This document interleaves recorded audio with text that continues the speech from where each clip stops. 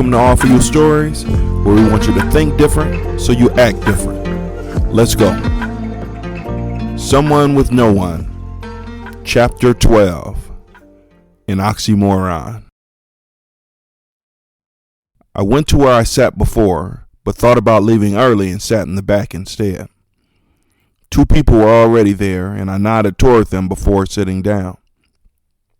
They smiled back, but the scowls on their faces let me know something made them uncomfortable. Lying beneath the car in an alley had taken its toll. My pants were grimy with random grease spots scattered on each leg. My shirt, which started off beige, now turned brown with a stench beneath the armpit that almost made my nose bleed. Under normal circumstances, my embarrassment would have made me leave, but the neatly stacked muffins over on the side kept me there. I got a muffin covered in cinnamon and 2 cups of water when the music started. Everyone moved to their seats, so I did the same. A tall man and his wife sat in the vacant seats by me, but I focused on my muffin too much to acknowledge them. It did not matter because before I could do anything about it, the lady hugged me. I hugged her back because I didn't have a choice. I waited for her to pull away, but surprisingly, she never did. I listened to as much as I could between bites and learned the man in the Skittle shirt would not be there, and we would hear from another man with brown hair and an Adam's apple so big I could see it from the back of the church. He introduced himself, told a few jokes, and then got to what he wanted to say. I know there are a lot of things you would rather be doing on a day like this, so I'm going to get to the main reason why I'm standing in front of you. I would like to talk to you about love. Not just any kind of love, but the love of a father. I cleared my throat and turned around. Although I didn't remember much of the stuff I learned in school, an oxymoron came to mind. I recall how it is when you use antonyms together. Hearing the words love and father met that requirement.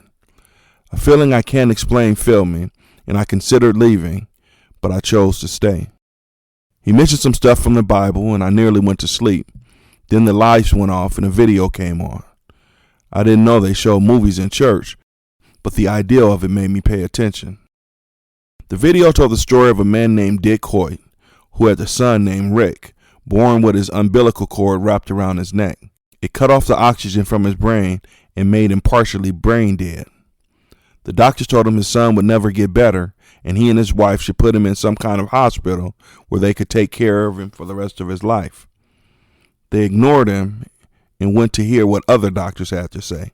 He eventually got hooked up with some engineers who also said they couldn't do anything to help. Then the father had one of the engineers tell his son a joke. He did, and Rick laughed. This showed them all that something was happening in Rick's brain. The engineers came up with some sort of computer to help Rick communicate. One day, Rick went to see someone run and typed into machine how he wants to do it. The idea of a deformed, pretzel-like body doing anything close to running was about as likely as a blind man putting together a 1,000-piece puzzle with baseball gloves on. But his father would not take no for an answer and pushed his son in a wheelchair while he ran. When they finished, Rick typed into his computer how when they ran, he felt like nothing was wrong with him. I kind of lost track of the story here because all I could do was stare at Dick Hoyt pulling his son for miles. They finished a few marathons, eventually went on to triathlons. He pulled his son on a raft, rode a bike while his son sat in the front seat, and pushed him in a buggy while he ran for miles and miles. He did all of this so his son could have moments when he felt normal. I had grown so used to having a father who did not love me. Seeing a father who loved his son so much felt unreal. If I didn't actually see the video of a man struggling in the ocean and over hills while his son smiled beneath him, I wouldn't have believed it. Just the idea of doing all this stuff by yourself was impossible, but to do it with another person attached to you made it seem like something only a superhero could do. The video ended and no one made a sound, other than a few people crying. I myself felt something I would not have thought possible: jealousy. I wonder what it felt like to have a father who loved you so much they would do anything for you. The speaker read my mind because just as I thought of it, his voice broke the silence. Wouldn't you want a father like this? I didn't say anything, but I could feel my head nodding up and down. Everyone else obviously agreed because a harmonious yes echoed throughout the building. Then he completely blew my mind with the statement, "You already do, and 1,000,000 times more." Thank you for listening. Please like, subscribe, tell somebody else about us, and do what needs to get done. Peace.